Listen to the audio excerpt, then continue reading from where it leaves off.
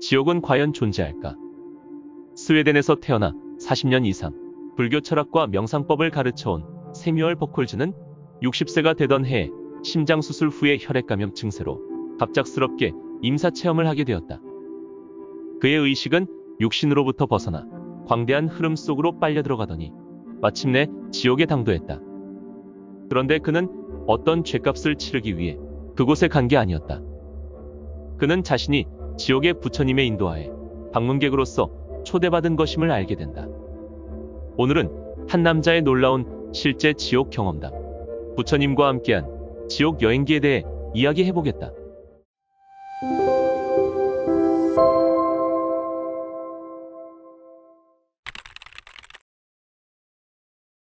버콜즈는 밴쿠버로 가기 위해 공항에 가던 중 왼쪽 팔과 가슴에 통증을 느끼고 쓰러졌다. 8시간 동안 심장외과의가 수술을 집도했고 나중에 알게 된 바로는 혈액감염 때문에 의식을 잃었다. 시간과 공간의 개념이 사라졌기 때문에 얼마나 많은 시간이 지나갔는지 알 수 없었지만 갑자기 누군가가 다리를 잡아당겼고 버콜즈의 의식은 지구와 우주의 가장 깊은 곳으로 내려갔다. 몸도 없고 감각기관도 없으므로 자신을 규정하기가 어려웠다. 그는 자신이 지옥에 와 있다는 것을 깨닫기 시작했다. 불교 경전에도 지옥에 대한 광범위한 묘사가 있지만 그런 것들은 단지 우화적 환상에 불과하다고 생각했다. 그는 사람들이 지옥이라고 부르는 곳의 한복판에 자신이 와 있다는 사실이 당황스러웠다. 그의 의식은 작은 빛의 줄기들로부터 확장되었고 가스 구름들로 만들어진 완전한 우주로 들어갔다. 그의 감각은 육신을 태우는 참기 어려운 냄새와 상상을 초월하는 극한의 열과 추위에 압도당했다. 이러한 강렬한 감각들 속에서 일그러진 얼굴, 몸부림치는 육신, 모든 고통받는 동물들과 고통을 받는 개미와 다른 곤충들의 영상이 나타났다. 이 모든 것은 말로 다 할 수 없는 어마어마한 고통이었다. 공간에는 일반적인 차원이 없었고 위아래도 없었으며 오른쪽이나 왼쪽도 없었다. 방향이라는 습이 있어 끝없이 떨어지는 듯한 느낌이 들었지만 실제로는 어디에도 떨어질 곳은 없었다. 바로 그때 혼란스러운 불빛 속에 숭고한 빛의 존재가 녹아들어 나타났다. 그리고 이곳은 지옥의 영역이라는 무언의 메시지가 전해졌다. 너는 모든 종류의 존재들의 고통, 특히 인간의 고통을 목격하고 이해하기 위한 손님으로 여기에 와 있다. 버콜즈가 지옥의 부처님이라고 생각하게 된 이 존재는 무거운 분위기와 끊임없이 변화하는 지옥 안에서 빛나는 존재로 나타났다. 지옥의 부처님의 현존에는 자상함이 배어 있었다. 버콜즈는 이 끔찍한 경험이 오직 자신에게 진정한 지옥의 본성을 보여주기 위한 목적으로 일어났다는 데서 큰 안도감을 느꼈다. 버콜즈에게 나타난 지옥계는 계층 구조로 존재하지 않았다. 즉, 하나의 원이 다른 원을 향해 올라가거나 내려가는 방식이 아니었다.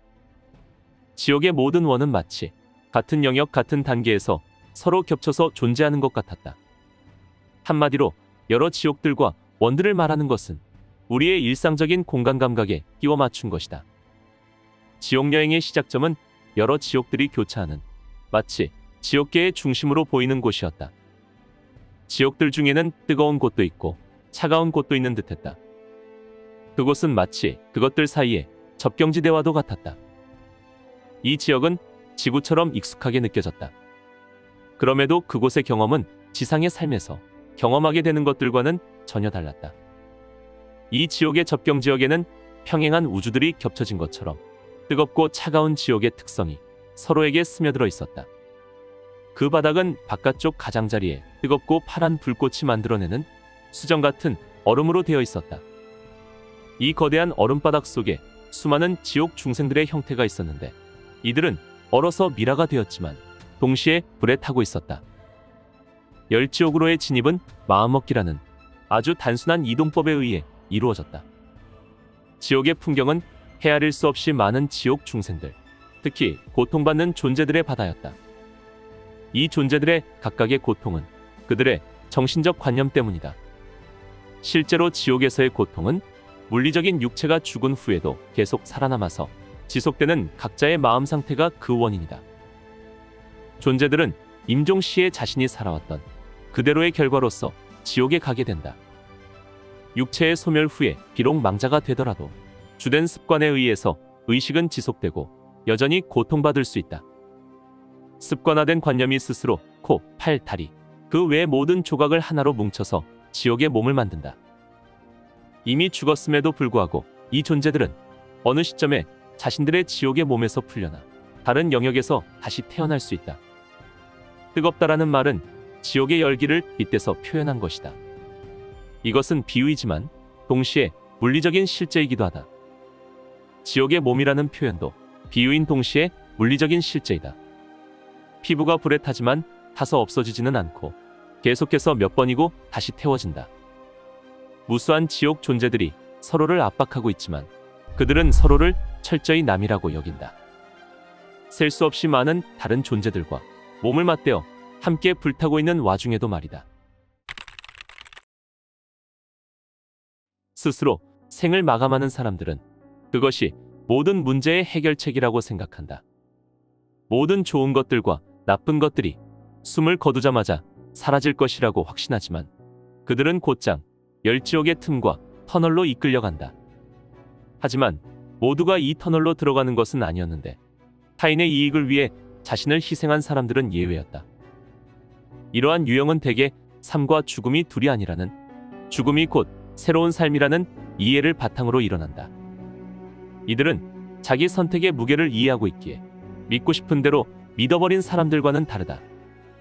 지옥 중생들은 다양한 방식으로 서로 얽혀 있었고 그 결과 그들은 종종 폭력단으로 무리를 형성하기도 했다.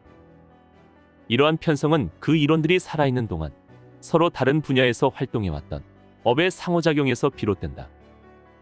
그들은 명백히 죽은 상태고 지옥에 있지만 그들의 악행의 습관이 너무도 강해서 결코 회개하는 일은 일어나지 않았다.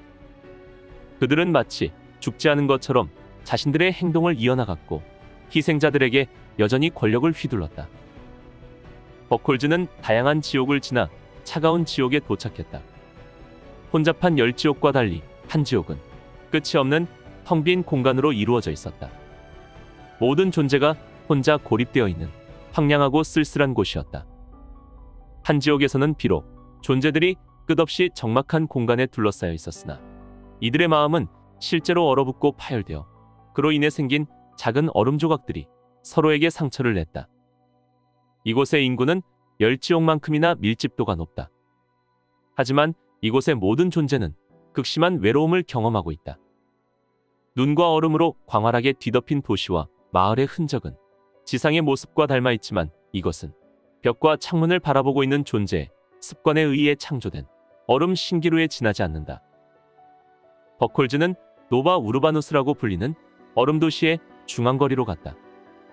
비록 그 도시는 잊혀진 어느 대도시처럼 사방으로 뻗어 있고 거리와 건물들이 늘어서 있지만 거주자는 단 한 명뿐이었다. 한 남자가 모든 거리와 건물을 끝없이 헤매고 있었다.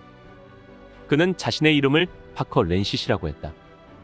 그는 살아있을 때 의사였으나 환자들을 거의 신경 쓰지 않았고 병든 환자들과 직접 대면하는 일을 피하기 위해 연구에만 집중했다고 했다. 그가 연구해온 비밀 프로젝트는 모든 고통을 해결하는 만병통치약을 만드는 것이었는데 그는 실제로 부정적인 감정 상태를 바로 없앨 수 있는 약을 만드는 데 성공했다. 그러나 흥분한 그는 적절한 임상실험을 거치기 전에 그 약을 자신에게 먼저 투여하는 실수를 저질렀다. 결국 그는 자신의 의도와 달리 스스로 생을 마감한 것이다. 아이러니하게도 그는 마지막 순간에 이것이야말로 궁극의 발견이라고 생각했다. 고통에 대한 진정한 해결책이자 모든 정서적 고통에 대한 마무리. 그것은 바로 죽음이며 무였다. 그러나 실상은 그렇지 않았다. 땅은 계속해서 갈라졌고 그의 상처는 더욱 악화되었다. 그때 그의 아래에 있던 얼음덩어리가 산산조각이 나면서 지옥 도시의 거리로 떨어지는 것을 보았다. 그가 떨어진 곳은 방금 서 있었던 바로 그곳이었고 그의 방황은 무한히 반복되었다. 열지옥과 한지옥의 바깥인 지옥의 변두리에는 지구와 비슷한 영역이 있다. 여기는 지옥의 감금이 드디어 끝나가고 있다는 약속이 주어지는 곳이다. 하지만 그게 사실이라고 해도 여전히 이곳 존재들은 오랜 기간 고통을 겪는다. 그들은 겉보기에 평범하고 유쾌해 보이는 세속적인 현상들에 계속해서 속고 있다. 그러나 지옥의 요소들이 저만치 숨어서 이들을 기다리고 있다. 평범한 대낮은 무서운 밤으로 변하고 일상의 풍경은 지옥 풍경으로 변한다. 이 지옥의 변두리에 가보니 광활하고 넓은 아프리카의 초원과 같은 광경이 보였다. 열지옥과 한지옥에 오랜 기간 갇혔던 존재들 중에서 드디어 이 지옥 변두리에 초원처럼 보이는 곳에 오게 된 여인의 이름은 세레나 트리스테스였다. 그녀가 호수 가장자리에 도착한 순간 호수는 사막의 신기루처럼 사라졌다. 그녀는 깨끗하게 정화된 물을 마시려고 했으나 도착하는 호수마다 물이 말라 있었다. 그녀는 몇 해 동안이나 땅속에 구멍이 파인 곳이나 신기루로 위장한 물가를 찾아다니다가 마침내 그녀가 다가가도 사라지지 않는 호수에 이르렀다. 그녀는 당장 물에 뛰어들고 싶었고 자신의 끔찍한 관념에 몸을 씻어내고 싶었다. 그녀의 입술이 물에 닿자 그녀는 공포에 떨며 소리를 질렀다. 그 액체는 고름과 피 그리고 곤충과 해충들로 가득했다. 파도가 일어나자 그녀가 사는 동안 경멸했던 모든 사람과 생물들의 몸이 역겨운 액체와 고체로 가득한 해류로 그녀를 끌어들였다. 세레나 역시 호수 깊숙이 빨려 들어갔지만 그녀는 죽으려야 죽을 수 없는 운명이었다.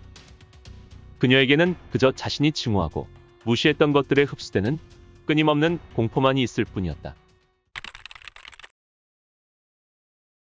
열지옥과 한지옥과 그 주변부를 돌아다니면서 버콜즈는 지옥의 부처님이 다양한 구렁텅이에 갇힌 존재들에게 이로움을 주는 방법을 일러주고 있다는 사실을 깨달았다. 부처님은 계속해서 열지옥의 무수한 층들을 가로질렀고 다녀가는 장소마다 깨어있음의 상징을 보였는데 바로 그것이 지옥에서 나가는 길과 두 번 다시 지옥으로 돌아오지 않는 방법을 알게 해주는 열쇠였다. 지옥으로 돌아오지 않으려면 판단하지 않는 투명한 시각에서 비롯되는 평안한 마음을 가져야 한다. 애고나 사념에 의지해서는 절대로 안 된다. 지옥의 출구는 오직 자비와 보살핌의 지혜를 따를 때만 열린다. 버콜즈는 지옥에서 정신적으로 접촉했던 존재들의 의식과 함께 따뜻하고 자궁 같은 환경에 완전히 휩싸였다. 분홍색의 습하고 좁은 통로를 거치며 의식은 압착되었고 각자가 주관적인 습에 따라 자신만의 지옥을 경험하게 되는 원인인 정신적인 관념들이 정화되었다.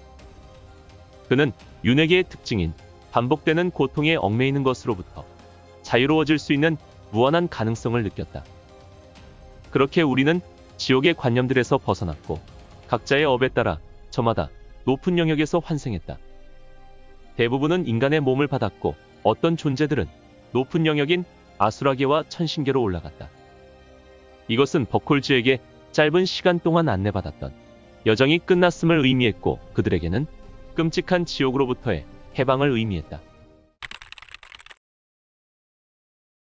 버콜즈는 에너지의 그물망이 느껴지면서 격동하는 대양의 깊은 곳으로부터 끌어올려졌다. 그는 며칠 사이 몸의 고통에 익숙해졌다. 의사는 버콜즈에게 육체적인 건강을 돌보지 않는다면 영적 수행에도 이로울 게 없을 거라고 경고했다. 지옥의 모든 끔찍한 고통은 현생과 전생에서 저질러진 행동, 말, 마음이 반영된 것이다. 업은 의지에 의한 모든 행동이 조만간 결과를 초래한다는 것을 뜻하며 그 특징은 행위를 일으킨 정신상태에 의해 결정된다. 동물과 인간의 삶은 서로 교차하고 상호작용으로 가득 차 있기 때문에 동물계의 특성은 우리에게 꽤 친숙하다. 무수한 종류의 동물들이 우리 일상의 일부분을 차지한다.